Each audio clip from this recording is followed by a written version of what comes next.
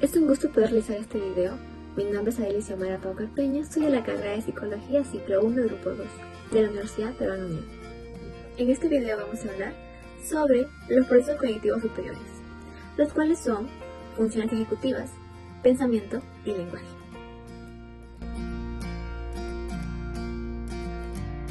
Cuando hablamos de funciones ejecutivas, nos referimos al conjunto de capacidades cognitivas que nos van a permitir llevar a cabo un correcto control y autorregulación de nuestras conductas. Es decir, siempre que vayamos a hacer alguna tarea, vamos a tener que hacerla con uso de estas funciones ejecutivas. Todo eso para poder llevarlas a cabo con éxito. Algunas de estas funciones ejecutivas son la memoria de trabajo, la planificación, el razonamiento, la flexibilidad cognitiva, la invisión, la motorización y la resolución de problemas.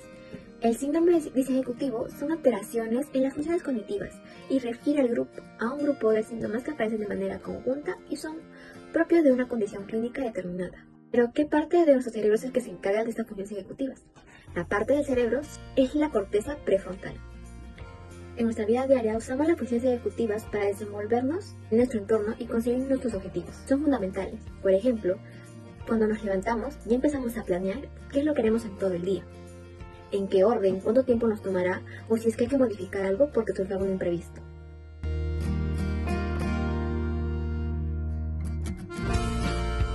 El pensamiento es una función cognitiva muy importante que nos permite interpretar y comprender el mundo que nos rodea, ya que planificamos nuestras acciones, reflexionamos sobre nuestras experiencias y conocimientos. El pensamiento puede ser tanto consciente o inconsciente. Para Vygotsky, el pensamiento y el lenguaje estaban totalmente relacionados, ya que el desarrollo del pensamiento estaba totalmente influenciado por el lenguaje y la interacción social. Los procesos del pensamiento son muy extensos, pero en este video solamente mostraré dos, que son el razonamiento deductivo y el razonamiento inductivo. Las fases de la memoria. Se inicia con la fase perceptiva. Esta fase es donde el sujeto se encuentra dispuesto a recibir los primeros estímulos. Luego sigue lo que es la fase reflexiva. Es un conjunto de actividades intelectuales en las que el sujeto analiza los datos y los relaciona con conocimientos anteriores. Luego sigue lo que es la fase creativa. En esta fase es la ampliación de estos conocimientos en virtud de estímulos internos al sujeto. Fase retentiva. Esta fase es en la que se supone la fijación e incorporación del aprendizaje y la memoria. Como fase 5 está lo que es la fase expresiva verbal. Esta fase se refiere a la manifestación externa del proceso cognitivo. Y por última fase está la fase expresiva práctica o no verbal.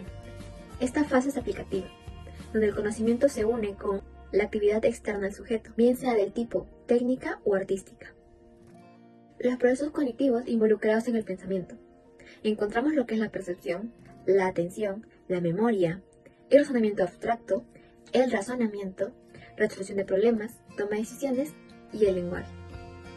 Una de las teorías de Vygotsky en el pensamiento y el lenguaje era que más o menos cuando un niño tenía 2 años, el pensamiento se entrelazaba con el lenguaje, dándose así que el pensamiento se volvía verbal y el lenguaje se volvía racional. También consideró que en el desarrollo infantil existe una fase preintelectual, que es el pensamiento, y una fase prelingüística, que sería lo que es el lenguaje. Para él, existe un vínculo, una relación entre el pensamiento y el lenguaje, y que va cambiando de acuerdo a cómo el niño va creciendo. El pensamiento es fundamental porque permite a las personas analizar y comprender el mundo que nos rodea, tomar decisiones, resolver problemas y crear nuevas ideas. Además, que el pensamiento es crucial para la comunicación efectiva, el aprendizaje y desarrollo personal y profesional.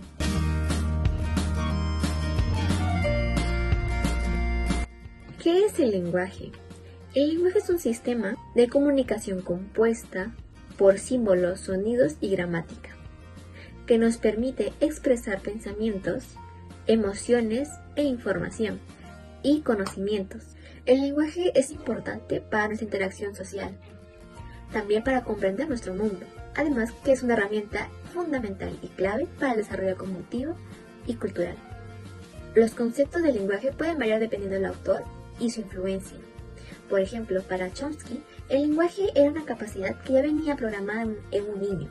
ya nacía con esta capacidad de poder hablar. Sin embargo, para Piaget, que era un psicólogo cognitivista, decía que el lenguaje se desarrollaba a la misma par que el desarrollo cognitivo del niño, y el lenguaje evidenciaba qué tan desarrollado estaba la cognición del niño. Una de las teorías de Chomsky era la gramática universal, es decir, que todos los seres humanos, como mencioné anteriormente, ya nacíamos con una capacidad de poder hablar y de aprender cualquier lengua, ya sea donde nacimos o donde nos mudamos. El procesamiento del lenguaje. Este es el modelo de Libet que describía al lenguaje en etapas. Primero era la etapa de la conceptualización, donde se formaban las ideas. Después estaba la formulación, que era convertir estas ideas en palabras. De ahí estaba la articulación, que era la pronunciación. Y por último estaba la autocorrección, que ya era monitorear y corregir errores. Fases del lenguaje. La primera fase era la fase receptiva. Después estaba lo que es la fase léxica. De ahí viene lo que es la fase sintáctica. Como cuarta fase está lo que es fase semántica. Como fase última está la fase pragmática. Lenguaje y cognición. El lenguaje es la parte más accesible de la mente humana. El lenguaje también tiene una gran influencia en la cognición, adaptación. Por último, el desarrollo.